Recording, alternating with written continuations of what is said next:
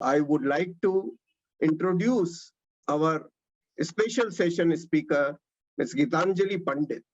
You would have seen her detailed introduction in the delegates pack. Still, I would like to mention very quickly that she is a stress guru, TEDx speaker, global best-selling author and columnist, and has also donned the hat of a practitioner HR professional as CHRO in the India Today Group, the Indian Express Group, and the Z Media Corporation. So with that kind of tremendous experience behind her and diversity of various hats she has been donning, it is going to be surely a very unique experience for the audience to hear Ms. Geetanjali Pandit out. And the topic of her address is equally interesting. She would be speaking on all is well, myth or reality, and connect it with the balance, purpose, and happiness at work. So over to you, Geetanjali. Thank you. Thank you very much, Mr. Maheshwari, for that introduction, and thank you very much, Shared Services Forum, for this invite and the opportunity to be with the HR fraternity after a while. Thank you so much. So, you know, I had requested Pallavi, who incidentally has been extremely persuasive and got me to say yes to be here. She had earlier curated and put together some top of the mind concerns that the HR frat has been experiencing, and I thought of diving right into those. This is probably the only way to explore whether all is truly well or not. 3 bundled concerns stood out for me. The first bundle, how to manage stress of being in the business of HR. The second bundle, on how to manage and balance different elements, how to manage work-life balance, how to balance time and technology. The third bundle is about motivation, how to keep motivated and keep others motivated and engaged. So let's start with the first bundle, the stress of being an HR professional. Irrespective of the level, irrespective of whether you are the CHRO, whether you have a board seat to your credit, or you're managing staff at a plant or a factory, you're hiring people, you're looking after L&D or rewards and compensation, whatever be the hat that you're wearing currently as an HR professional. The fact is that this is a stressful hat to be wearing, wherever you are, whatever you are doing. One of the finest definitions of stress that I've come across in my 10 years of research and work on stress is the one from the United Kingdom's National Institute of Mental Health. It defines stress as the way in which brain and body respond to any demand. Stress is response to any demand and the reaction that it sets off in our brain and body.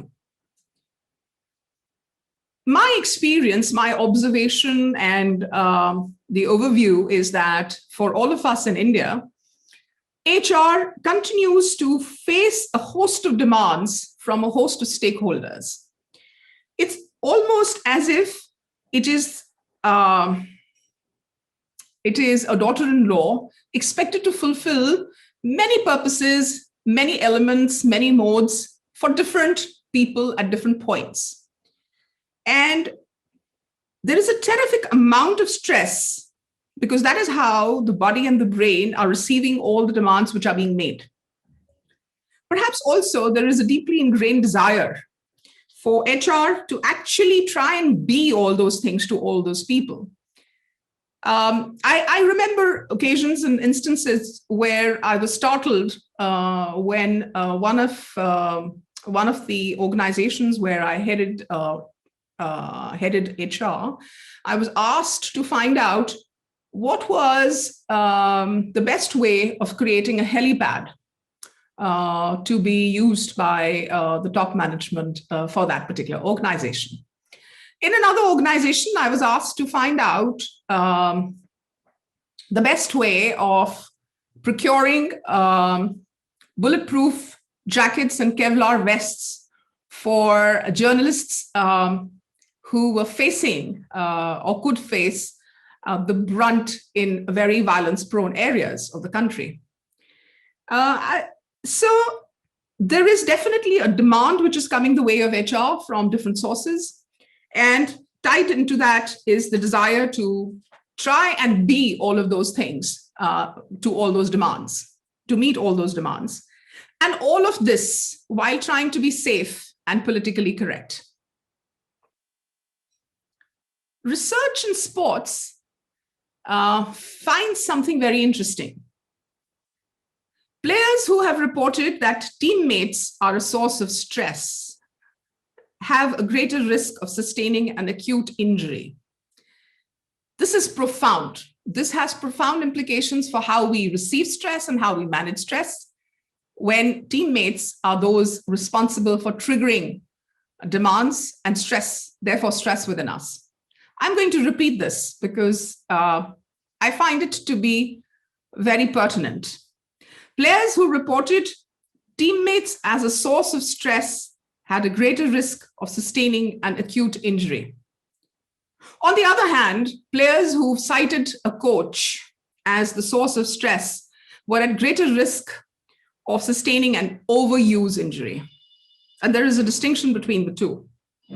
So if the stress is coming from sources other than peers and colleagues, it is going to be at the heart of burnout and of fatigue, of physical and mental damage because of stress. The first thing I have to say is stop. Stop. Just come to a halt. Stop being all those things to all those people and all the stakeholders. Pause and think how you want to define your work in your environment. What is the value that you wish to create on a consistent basis? How to hold firm and not be driven by the gusts of wind that we all experience as emergencies on a day-to-day basis. And they blow over HR several times a day, if not on a daily basis. In this pause lies the understanding that you are creating the experiences and you are co-creating the experiences, the life that you have at this moment. Not necessarily only or just the stuff that everyone else expects you to create. The fact is that HR as a profession, for some reason, has very little faith in itself. The value that HR can truly create for business remains largely in a gray zone. It's less known and less measured, certainly. And the belief is that it is less measurable than the clear-cut metrics, the clear and visible business outcomes of those who bring in revenue and produce what is visible and what is tangible. I thought there was a wonderful point that Prabir had made yesterday of the HR function versus the HR agenda. And that is precisely what can and will make a difference in the individual and the collective stress of the human resource professionals. As you define, refine, and redefine the HR agenda for yourself to keep pace with the changes, the disruptions, and evolutions of business, you will be far more empowered. The moment you are empowered, you are less stressed and less anxious. So anything that you can do to empower yourself by understanding yourself better, by understanding the HR agenda better, and how you wish to define that agenda for yourself and for your stakeholders is going to be a turning point in managing stress.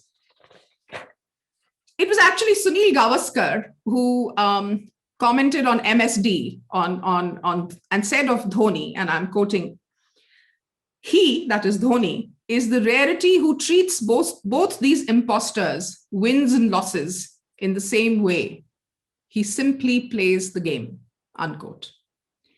It is time for HR to understand and define its agenda, and then simply play the game. Not be all things to all people. The second bundle is about balance and managing diverse elements, about bringing in work-life balance, and perhaps about having a life, getting a life. I have found over the last few years, as I've coached individuals and spoken to and addressed corporations across the globe, the matter of balance is a delicate one, not only to find it, but to keep it, to understand it. You know, most people have this utopian view of what this balance is going to be like. It's going to be the perfect day. It's going to be the perfect moment. It's going to be that perfect life where they equally create or carve out a slice for their workday. They equally create and carve out a slice for family life, for friends, for social interactions, for health, for exercise, for perhaps a spiritual practice or two, for learning and growth, for upskilling. Perhaps you also have bought into this utopian dream of what balance looks like. We all define balance for ourselves. We all understand it from this dystopian, utopian perspective that has been sold to us by media or whoever, especially social media, of course. Balance does not lie in this perfection that has been sold to us. Balance lies in defining and articulating our priorities to ourselves. To have the clarity and to have the honesty to know what is important to us, what is important at work and what is important outside of work. Sometimes what lies outside of work can be critical in how we approach work and how well we are going to do at work and how long we are going to last at work. I think the basic foundation of health is something that gets dismissed. What it takes to build health, what it takes to nurture health, and what it takes to sustain health. We never pause to gift ourselves good health in body, mind, spirit, finances, and interactions, relationships. HR folks spend a huge amount of time articulating, co-creating KPIs, KPRs, OKRs, and what have you in the organization. But that same clarity is missing when it comes to understanding what is important to you at the individual level. So how will you begin to create that balance? Begin by having a less overwhelmed mind. Begin by having a less crowded mind, a less distracted mind, to understand that you are your own biggest priority in order to establish balance. Keep the technology and the built-in distraction of technology aside as you start to do this. Stop the outside chatter for 20 minutes a day. Understand what is important to you. We've led lives where people have defined milestones of success and what success ought to look like to us. And this starts right in childhood. We never pause to define success for ourselves. We've bought into what success ought to be like and how it is measured and what it looks like from the outside, never from the inside out. It's not what the world says what is important. It is what you think about is important to you. It's not the voices outside that can define what is important to us, what is success for us, but what is your priority? Balance is not and can never be working at a job we dislike. or are overwhelmed by, and then looking forward to building the rest of our life into the 2 days of the weekend or the 10 days of the vacation. Balance is doing what is needed, when it is needed, in the way that it is needed, and how it is needed. Priorities are not necessarily engraved on stone, but should have a certain sanctity for a period of time, for a stage of life. Having crystal clarity of what is important to you is one of the best and finest ways to reduce stress and anxiety at work. Of course, the other way is to also tune into my wonderful show on Audible. It's called Just Chill. It talks entirely about ways and means of reducing stress and anxiety at work.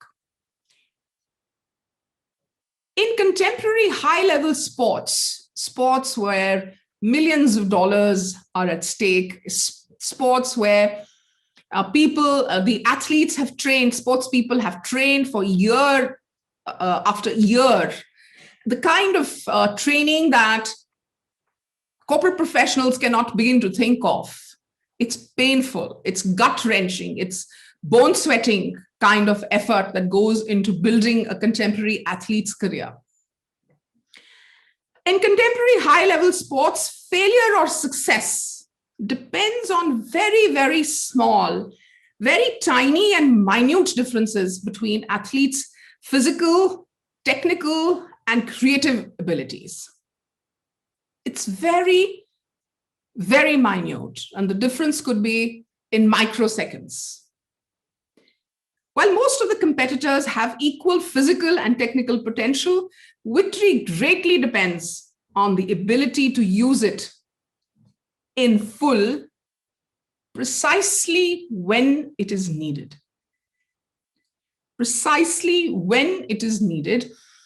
Clarity, having clarity, beginning with clarity, staying with clarity on what is important to you allows you to be that athlete that will win in the competition of life. And this competition is not external, as the world would have us believe, but the competition is with ourselves, to move from being a better version of ourselves, from the past to the present, from the present to the future. You may also like to focus on spending some time in understanding your identity. Is work identity the only identity? When we walk into a social gathering, and hopefully we're going to start doing that more as the pandemic recedes, fingers crossed on that one. So this is going to determine, you walk into an interaction and somebody asks you, so what do you do? The first instinct is to say, I am the vice president of HR of let's say XYZ company or ABC company.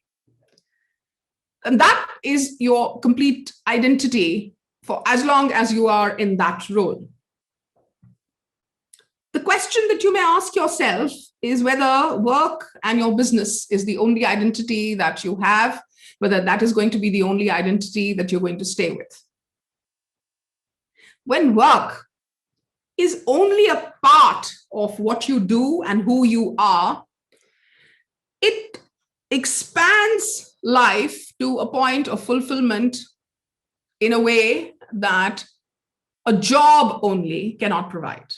Irrespective of why you're doing that job, why you're in that career, why did you choose that profession? So expanding outward into a field of expression beyond the job is critical to clarity, which is critical to balance and remaining stress-free.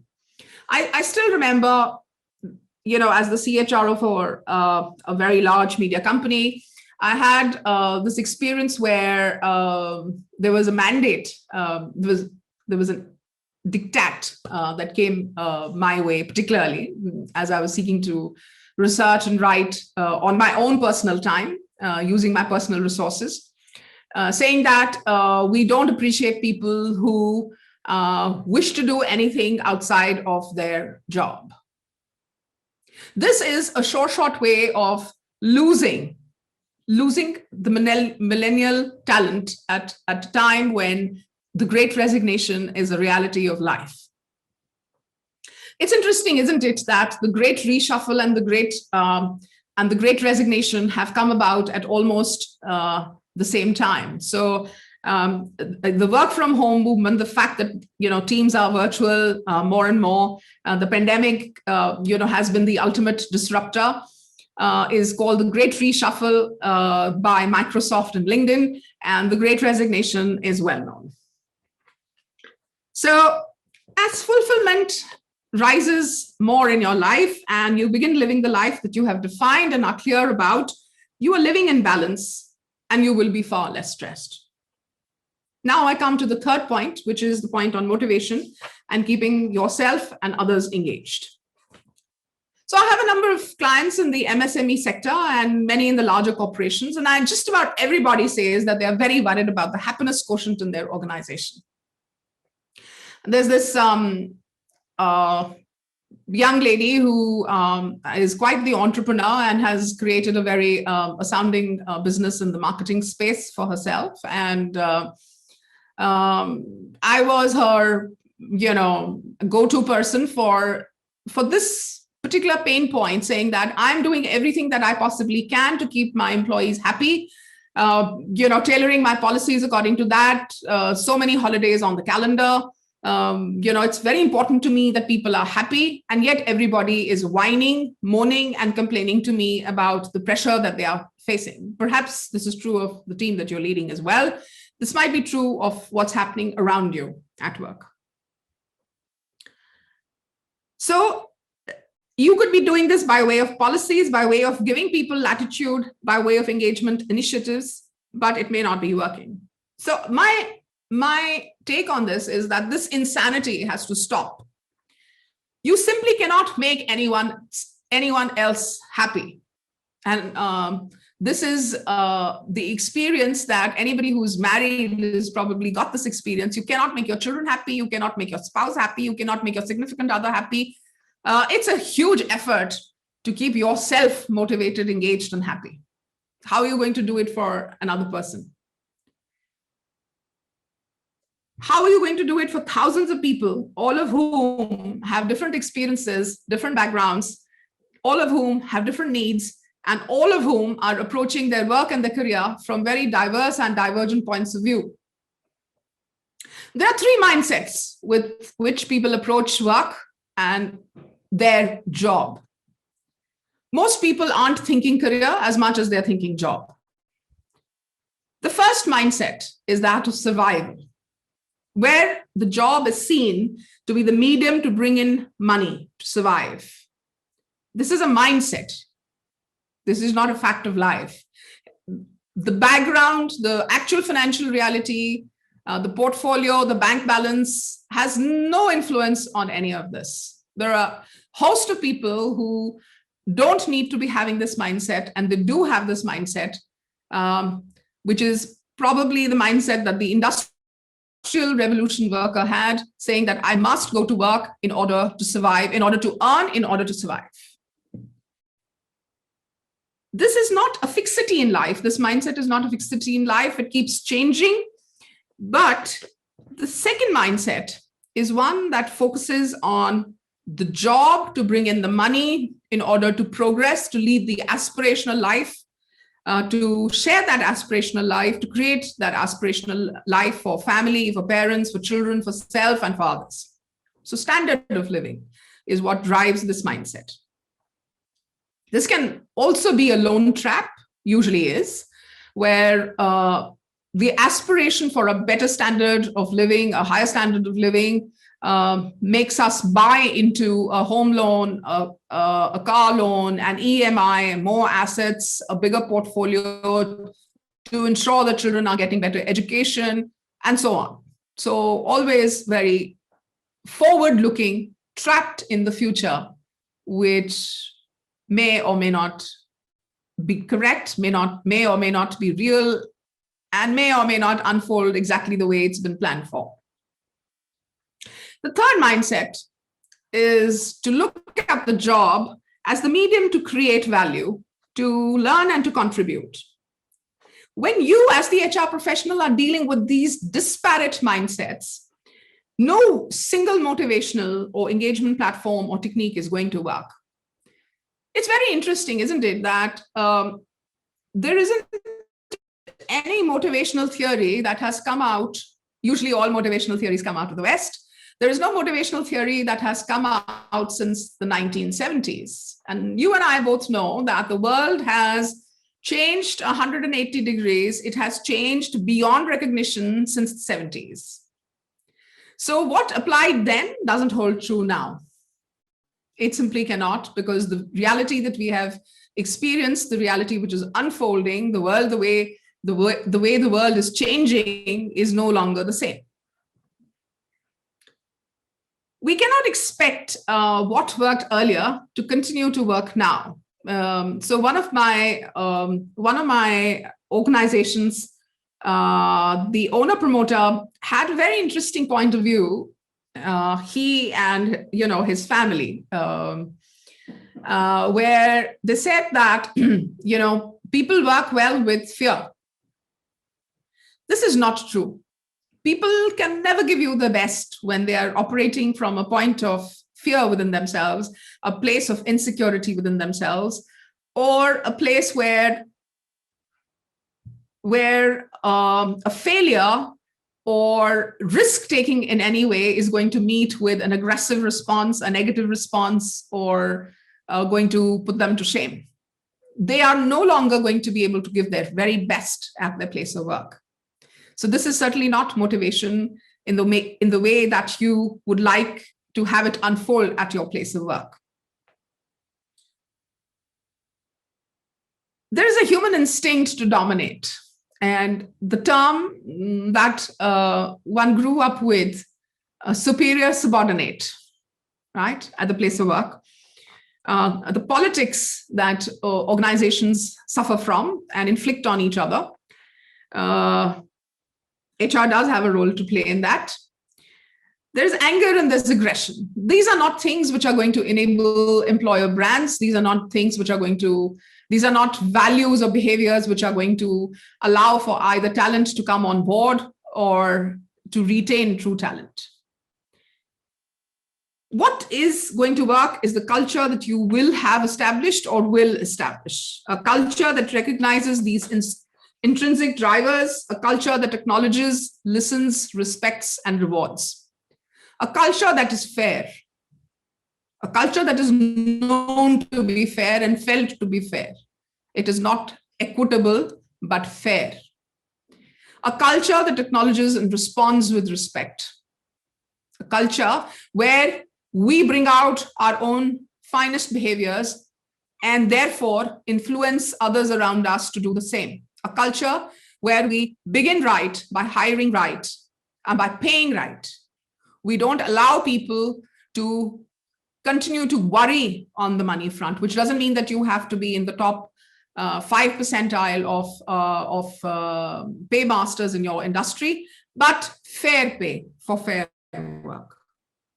And we all know that sweet point, which is fair pay for fair work, and allows people to come into work without worrying about what is going to unfold. And that creates an enabling culture for remaining engaged and motivated. The global phenomena of the Great Resignation has been prompted in equal parts by time out to think, by a reality that has perhaps changed forever, and the priorities that have changed in response to this changed reality, the new reality. It is a culture more than ever before that will ensure attraction of talent, retention of talent, and motivation in the sense that we have now all come to understand the word. It was Suresh Raina who said of Dhoni, and I quote, "He keeps plan A, plan B, and plan C ready for every situation. He carries all of them during the play. He strategizes the thing a night before and executes according to the situation." Unquote. And so I hope, will you, with this, all will be well in reality.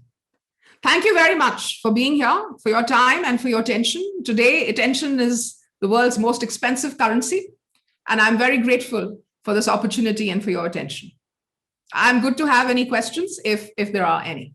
So it's Sundaram who makes a very sweet point about Sundaram Ramakrishnan. I love the point that you've made about the fact that I can be best described as the stress-free guru rather than the stress guru. I always say that it's only 2 letters that can change the whole narrative between being the stress guru and the stressed guru. And those 2 letters are ED. When you add those 2 letters, I can move very quickly from being the stress guru to being the stressed guru. But you are right, and he's spot on that. I am actually a fairly stress-free individual. And one of the ways of remaining stress-free is to know myself, to have my priorities very clear, and to be very prepared for whatever I'm doing. So when I took on this assignment, I knew that I had to prepare for it, and I did. The little bit that I left to the last moment, I could see that my own stress levels were rising, and so I know that what I share with others as wisdom and insight holds true for me. Thank you very much for that, though. Defining your circle of influence or control for others takes time. Any good stories? Well, all good stories take time, Srinivas. So I'm not sure that I have the time to share good stories. And since I am essentially a storyteller, I may end up taking too much time. I'm happy to have a chat with you anytime that you like. I am there for you to reach out to me on LinkedIn, especially. So feel free to do that. And yes, Srinivas, yes, you make the point on that very, very well. Ayn Rand wrote this essay. It's not a book, it's an essay called The Virtue of Selfishness. She wrote this many, many years ago. And the point is that you have to begin with yourself. In philosophical terms, it's called happiness of self and others. You cannot make other people happy by being unhappy yourself, and neither can you be happy at the cost of others. There is a collective consciousness which is at work. There is so much interconnectedness between all that we do and who we are, that it is important to put yourself first, get your own act together, and then create those influences for others. Yes, I accept that fair pay. This is from an anonymous attendee. Fair pay is a matter of perception and is different from employer and employee sides. But if it is communicated and shared with people, and that there are no episodes of undue favoritism taking place, most people understand what is fair play and what is fair pay. There is an innate acceptance of what is fair. I think injustice or perceived injustice, shall I put it the other way? Perceived injustice is what creates a tremendous sense of negativity and a backlash and demotivation and disengagement in the workplace. So that's something that you should sort of keep that in mind. And again, if you're not anonymous the next time round, happy to have a chat offline on that. Okay. Interesting. Geetanjali, the next question, very interesting about passion. How does passion play a role in stress or freeing stress? You may like to dwell on that, please. It depends on how passion is interpreted. So if somebody says, I am passionate about bringing change at my place of work because I am the HR professional who is entrusted with bringing about that change, I believe I'm trained to bring about a change. And everybody said when I was doing my MBA that HR is the change maker, and therefore it is my sole responsibility to be the forebearer of change. And that's my passion. It can be extremely stressful because it doesn't take into account various mindsets. It doesn't take into account various levels of maturity. It doesn't take into account business priorities. It doesn't take into account. So what kind of a passion are you talking about? Are you saying, if, on the other hand, if I have a passion for excelling for excelling on my health metrics in my personal life. That can be an enormously liberating passion. It can be a passion that de-stresses me and helps me to deal with equanimity with whatever happens. So it just depends on how you're defining your passion, in which direction you're defining your passion. And hopefully it's not necessarily just about the work that you are doing, until and unless you are in a creative pursuit where passion then takes you to very, very different places altogether. So, but connecting the passion with the purpose of the business that you are in.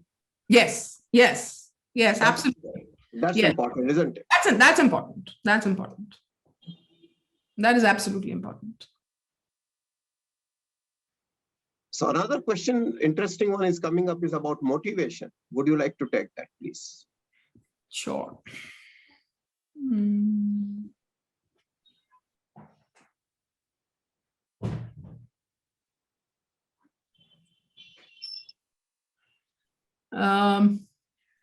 Motivating the average or low performers. Yeah. You see, in practice, the high performers are given further doses of motivation. Yes, that's true. Whereas more often than not, they are self-motivated. Okay. Right. This actually begins in school, doesn't it? Oh, yes.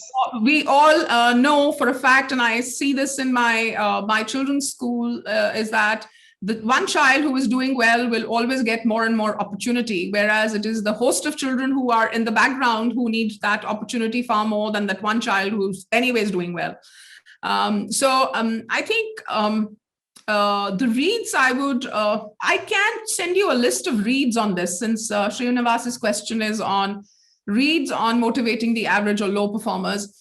So typically, you would have to spend a lot of time in understanding the mind and the issues of those individuals that you would still like to retain despite the fact that they are low performers. The average performers sometimes are just warm bodies because, you don't want to be losing them. Everybody is not a star. People, again, come from different mindsets, as I've already shared. So a lot of times people haven't understood, they don't have the insight to themselves. And sometimes they also don't know how to break free of a mold that they are in if they are average performers. So I hate to say this, but it is that relativity thing, it just depends. So how far are you willing to invest of yourself in the people business to take your your average and your low performers along with you? Very nice, very fair. And thank you so much, Geetanjali, for joining us today and sharing all those perspectives, those varied hues of not only the human behavior, but how it connects with our performance at the corporate life as well. So thank you so very much on behalf of Shared Services Forum. It is with gratitude that we acknowledge your presence here, and we would look forward to remain connecting with you. And of course, separately, you can share your list of favorite reads about the motivation that we will share with our members in due course. Absolutely. Thank you very much, Mr. Maheshwari, for having me here. And a big thank you and gratitude to all of you at Shared Services Forum. And thank you very much to all the people who tuned in or likely to tune in. Thank you so much.